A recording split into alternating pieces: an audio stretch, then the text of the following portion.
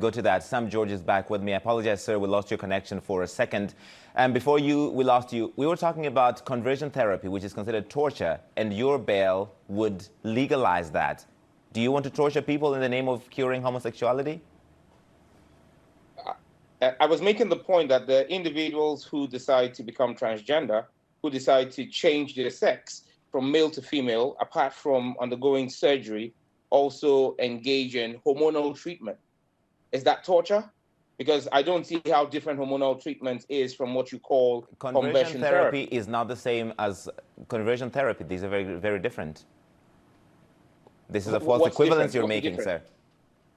No, what's the difference? I would need for you to I am not a medical expert, but it's been by UN experts who look into this have considered conversion therapy as torture. Expert, Larry, if you're not a medical expert, and I'm saying to you that we've spoken to the experts here in Ghana, and there is nothing different because conversion therapy is a hormonal treatment. And I'm saying to you that when individuals choose on their own volition to change their sex, they undergo hormonal treatment. Men go and take estrogen shots to be able to develop female features. And that's the same thing. That is not the same thing. That is not the same thing. But I want to move away from that because you talked about the United States. You talked about the United States. This American organization held a conference in Accra in 2019. And shortly after, you introduced a bill with the same language, including family values. So you're influenced by a right-wing organization, which is considered one of the most hateful organizations exporting hate around the world. Is that correct? It can't be farther away from the truth. Larry, I was never, myself and none of the 7 other colleagues of mine was at this conference. In fact, this conference came to my notice after the CNN's David Mackenzie asked me about it. I have had absolutely no contact with the World Council of Families. You describe them in the way in which you want to describe them. But we also have groups from the United States that are supporting LGBTQ rights, which is illegal in Ghana as we speak right now. Section 104 of our Criminal Offences Act makes it criminal. They're already trying to also influence Ghanaian stuff. This bill is in direct response. You say there was a conference here in 2019, a conference I'm unaware about. However, this bill is in, and I made a statement on the floor of the House in February, and my statement was clear. It was in response to the opening of an LGBTQ plus advocacy office in Ghana in January. That was supported by members of the diplomatic corps. So you want to make it difficult for anybody to live an open, free life because of who they love in Ghana, and you want them to go to jail for 10 years. You're happy with that? Well, you haven't read my bill. It's a misinformation to say that anybody who's found guilty of a homosexual act to go to jail for 10 years. That's a misconception you're peddling, and you should not do that. They can go to jail up to 10 years. This is just one of the many penalties that is in the bill, sir, that you're encouraging Ghanaians to report anybody who is suspected of being LGBTQ. Is that correct? Larry, I would advise that you put a job at what you're doing, okay? If you want to put a spin on a bill, right? This is my bill that I've passed before Parliament. I'm going to read to you section 6.3 of the bill, or clause 6.3 of the bill, or 6.2 of the bill. A person who commits an offense under paragraphs A, B, C, D, E, F, G of subsection 1, which is the section that lists all the offenses, commits a second-degree felony and is liable on summary conviction to a fine of not less than 750 penalty units and not more than 5,000 penalty units, or to a term of imprisonment not less than 3 years or not more than 5 years, or both. So when you talk about 10 years imprisonment for persons engaged in homosexual activities, you are misleading the world, and that's unfortunate. All right, so you think, okay, 10 years is too much, but 5 years is perfectly fine for somebody who's gay in Ghana to go to jail. Well, that is the punishment for a second-degree felony in Ghana. And the activity of homosexuality is a second-degree felony.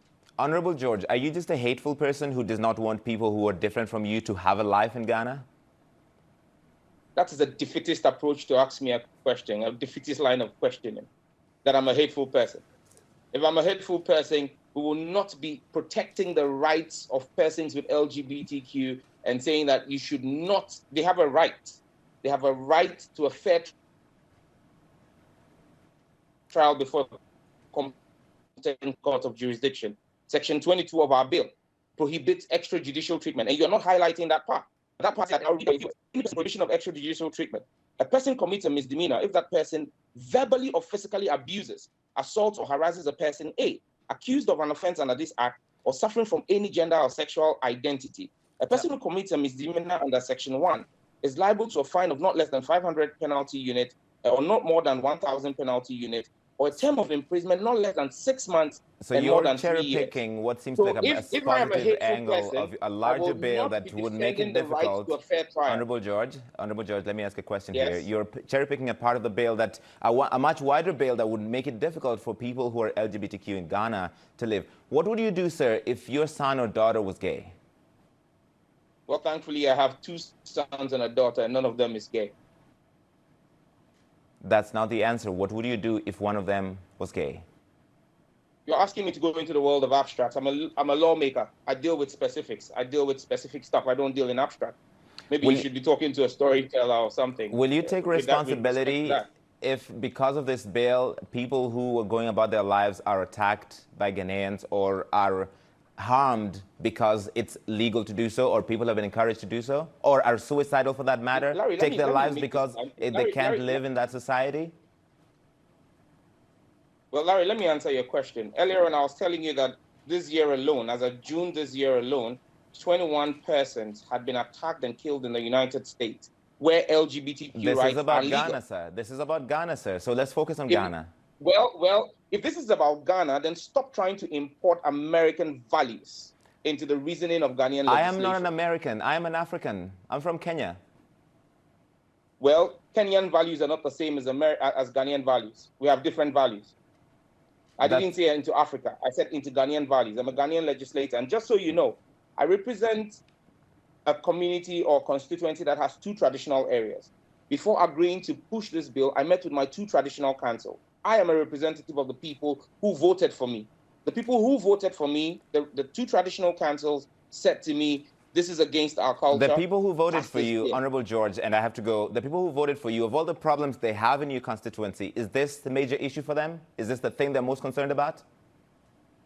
Well, this is one of the major issues for them, because the government of Ghana in 2020 spent $200 million subsidizing the cost of antiretroviral drugs for persons who have HIV/AIDS. The Ghana AIDS Commission is telling us that men having sex with men, MSMs, homosexuals, are leading the surge in HIV prevalence in Ghana.